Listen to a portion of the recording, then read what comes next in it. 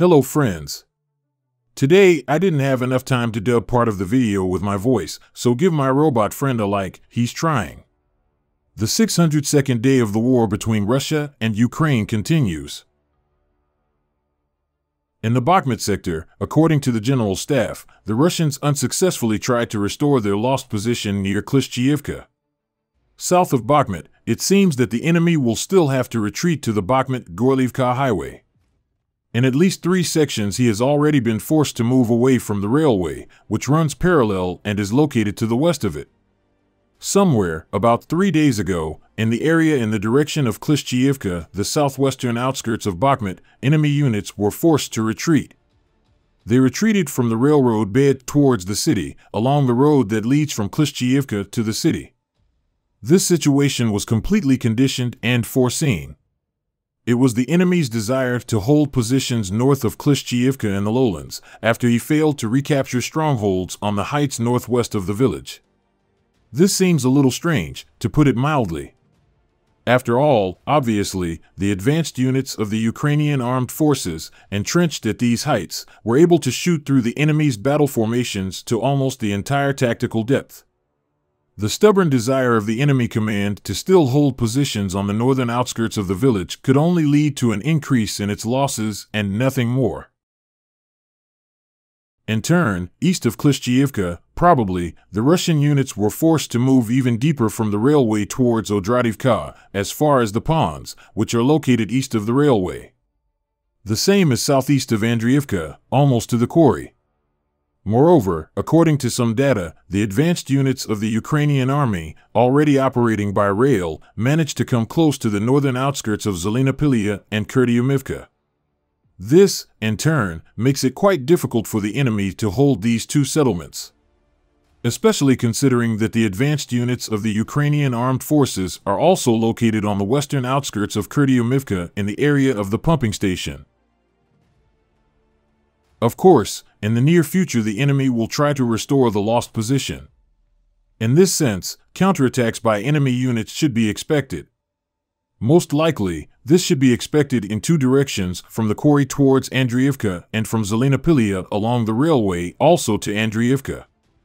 In addition, in this context it should be noted that, in all likelihood, individual units of the 68th Tank Regiment, which still maintain a more or less acceptable level of combat effectiveness, will take part in this attempt.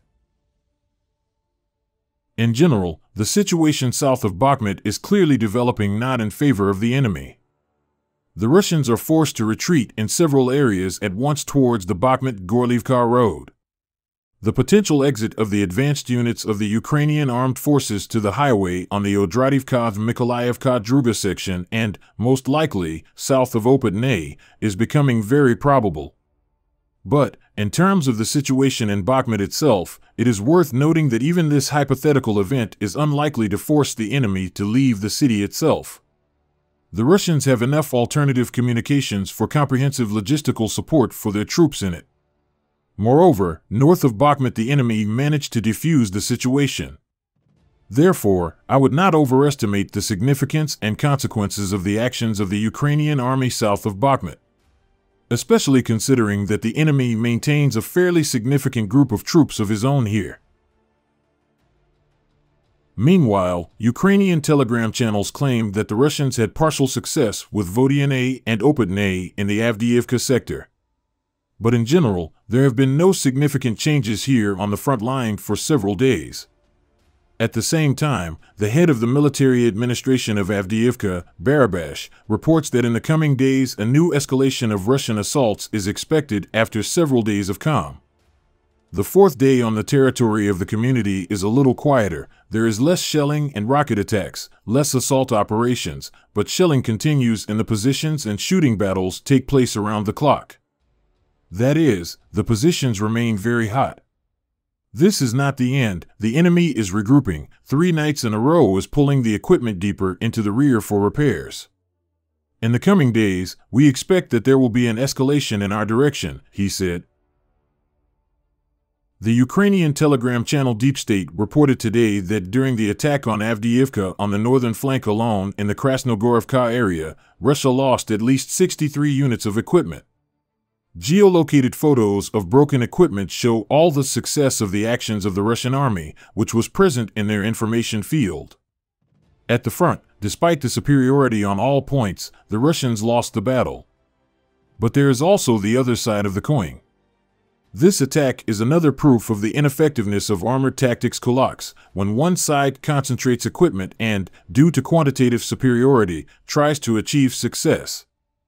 These are the consequences of the increased effectiveness of interaction between aerial reconnaissance and artillery.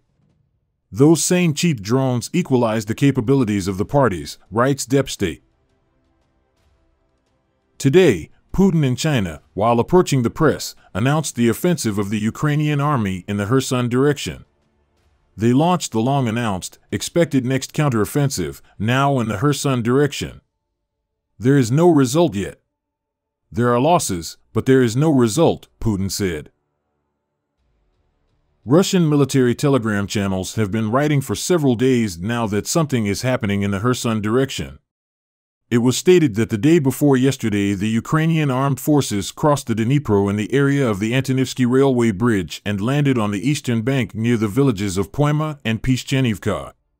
This is an area east of Oleshki near the road towards Novokakhovka.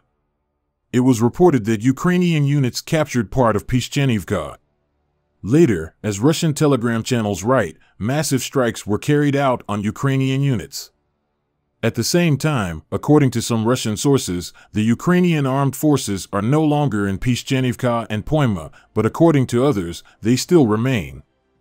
Assessments of what is happening also vary. Some telegram channels write that this is the beginning of the crossing of the Dnipro by the Ukrainian army, which has long been predicted by the Russians, according to others, forays by sabotage and reconnaissance groups without any large-scale goals. Ukrainian sources do not report anything about the events in the Kherson region. At the same time, the regional authorities have recently recorded an increase in Russian attacks on the right bank. Russian telegram channels claim that the strikes are being carried out in places where the group is accumulating to cross the Dnipro. Ukraine announces attacks on civilian targets. It also became known yesterday that the Russians are transferring significant forces to Jankoy. Military cargo transport regularly runs to the airfield. I note that Jankoy is a large logistics center through which the Russians transfer reinforcements to the Zaporizhia front and the Kherson region. The General Staff does not confirm the data on the destruction of 9 Russian military helicopters after a strike by ATACMS missiles last night on Luhansk and Berdyansk. Yesterday, this figure was announced by the Special Operations Forces. However, the morning report of Russian losses from the General Staff indicated not 9, but 6 enemy helicopters. Also missing from the report is an air defense installation, the destruction of which was claimed by Special Operations Forces. And finally, the Special Operations Forces wrote yesterday that Russian special equipment was knocked out near Luhansk and Berdyansk. But today, in the list of Russian losses from the General Staff in the section Special Equipment, it is indicated +0. Also today, satellite images of the Berdyansk airfield appeared after the ATACMS strike. At least 5 fires are visible. Ukrainian telegram channels suggest that these are destroyed helicopters. Friends, considering what is happening in my country, this channel is now my only source of income. If you are able to support me financially, I will be very grateful. Thank you very much and see you in the next video.